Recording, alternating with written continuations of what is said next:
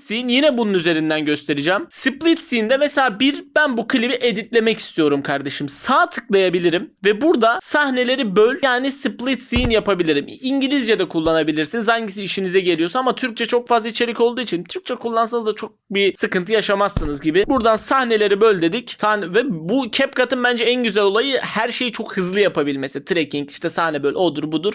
Bunu hızlı şekilde yaptı. Şimdi yaklaştığımızda sahnenin değiştiği yerlerde, mesela buradan buraya geçtiği yerde bir kat attı. Artık ben sadece buna bir efekt, bir edit yapabilirim. Bu yüzden özellikle ufak tefek işte film editleri yapanlar için, klipleri tekrar düzenleyecekler için veya futbol editi yapanlar için çok güzel bir olaydır. Zaten çok basit bir şey bu. Bunu lütfen artık CapCut'ı yeni kullanıyorsanız da böyle şeyleri öğrenin. Ben bunu CapCut'ın eğitiminde de göstermiştim. Gösterdim diye hatırlıyorum. Belki göstermemişimdir. Göstermediysem de kusura bakmayın kardeşim. Şimdi göstermiş oldum. Sahneleri böl. Split scene. Premiere'de scene cut editti sanırım. DaVinci'de de scene edit direction olması lazım. Yani farklı programlarda, profesyonel programlarda da bu tuş çok fazla işe yarıyor.